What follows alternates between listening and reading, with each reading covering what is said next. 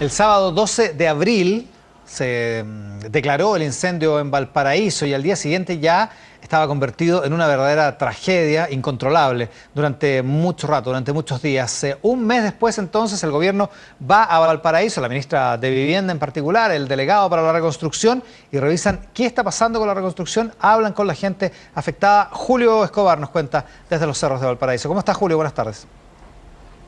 ¿Cómo estás, Iván? Buenas tardes. Sí, plan de reconstrucción que va a tratar de adaptarse a la realidad, que es esta que está a mis espaldas. Algunos han dejado sus sitios baldíos, han optado, por ejemplo, por arrendar otras propiedades. Otros ya están construyendo sus viviendas que para ellos van a ser las definitivas, que no han recibido, por ejemplo, la ayuda de estas viviendas de emergencia, que también es una de las realidades que se multiplica por los cerros de Valparaíso. Muchos ya tienen sus viviendas de emergencia, sobre todo quienes eran más abuelos, quienes tenían una edad más avanzada y no podían comenzar a construir. La idea de este plan de reconstrucción de los cerros de Valparaíso tras el incendio justamente va a tratar de adaptarse a aquello, va a tratar de ir en base a las diversas soluciones que van a requerir las personas en el puerto para así poder brindar la solución más adecuada. Por ejemplo, está como primera opción, son 5, la construcción en sitio propio y que después se le va a pagar un subsidio, es decir, quienes han comenzado ya a construir y que tengan, eso sí, una autorización de la Dirección de Obras Municipales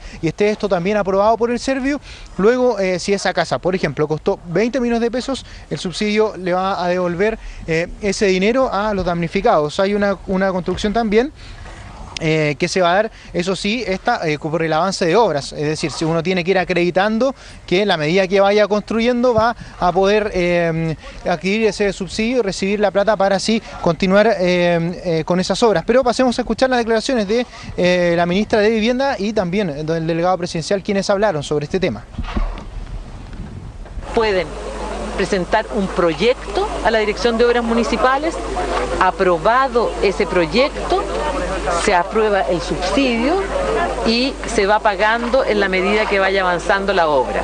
Pero también pueden presentar o elegir una vivienda tipo ya aprobada por el Servio que permita ser instalada con permiso de edificación de la municipalidad en su propio sitio. Y este plan, hay algunas familias que van a ir recuperando su situación antes que otras, pero sí está muy entregado, ¿no es cierto?, a la decisión que ellos, por lo cual opten, ¿no es cierto?, para poder encontrar su solución.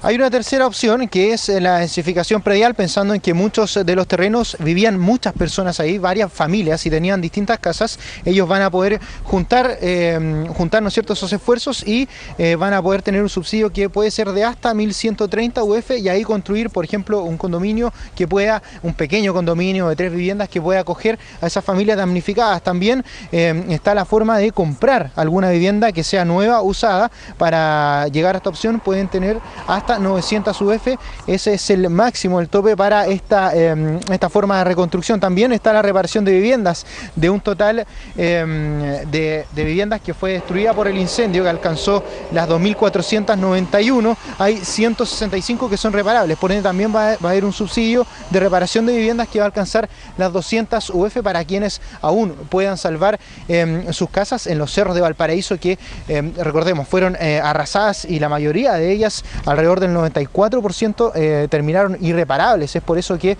este subsidio, la idea es que llegue para ir en ayuda de quienes ya están construyendo sus viviendas y también de quienes a lo mejor no van a poder hacerlo. Algunos con suerte, de hecho, han podido construir sus mediaguas. Es una realidad que a veces es bastante diversa. O sea, hay algunos que siguen viviendo en carpas, que ni siquiera han podido levantar sus casas porque tienen una edad avanzada, entonces ni siquiera las viviendas de emergencia han podido levantar. Hay otros que ya están bastante avanzados, por ejemplo, teniendo ya sus cimientos de sus nuevas casas y comenzando a armar, no han recibido ayuda, a lo mejor sí, de familiares, de personas más cercanas, pero como les decía, no han recibido, por ejemplo, viviendas de emergencia. Ellos han optado por construir, seguramente ellos también podrán optar en la medida en que vayan acreditando ese avance, que también acrediten la autorización para construir en ese sector, van a ir poder recuperando el dinero que han invertido con estos subsidios. Esperemos que se replique esta situación para todos los damnificados de Valparaíso, pero escuchemos a algunos de ellos que nos han comentado